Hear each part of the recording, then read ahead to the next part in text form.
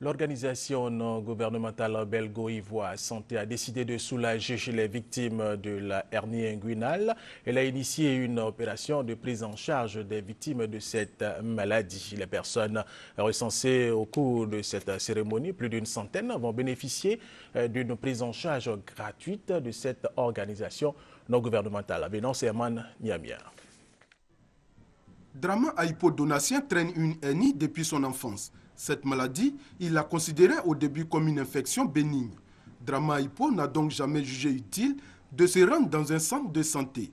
Aujourd'hui, cette maladie l'empêche de continuer son métier d'aide-maçon qui le fait vivre. Puis, Drama dit être rejeté par tout le monde. Ça me gêne tellement, ça fait que non, je n'arrive même pas aussi même à chercher une femme. Même quand je m'approche à cause de la femme, elle me chasse. Ça fait que les parents m'ont peur de moi. Les gens m'ont peur de moi pour m'approcher. Tout ça là, je vois que c'est un truc, c'est pas bien. Drama peut désormais avoir le sourire. L'ONG belgo-ivoire Santé, qui œuvre dans le domaine sanitaire, a décidé de le prendre gracieusement en charge. Avec lui, environ 500 autres victimes. C'est une maladie que j'ai reçue en vision. Donc Dieu m'a mis à cœur de le faire et je le fais. L'ONG n'est pas à sa première action. D'autres personnes victimes de la hernie ont déjà bénéficié de ses services. Je souffrais de cette maladie depuis 18 ans.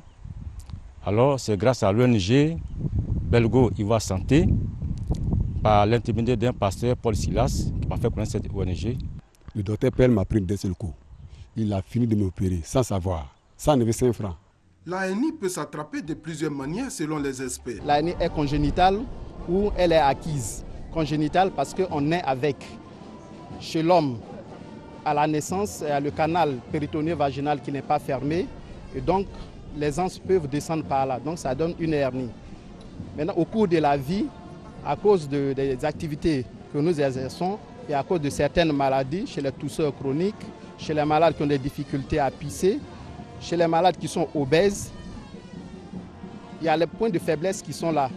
Et ces points de faiblesse peuvent s'ouvrir un peu et laisser apparaître les anses. Donc ça donne une hernie. Près d'une centaine de personnes sont opérées par mois de la hernie au service de chirurgie générale et digestive du CHU de Yopougon.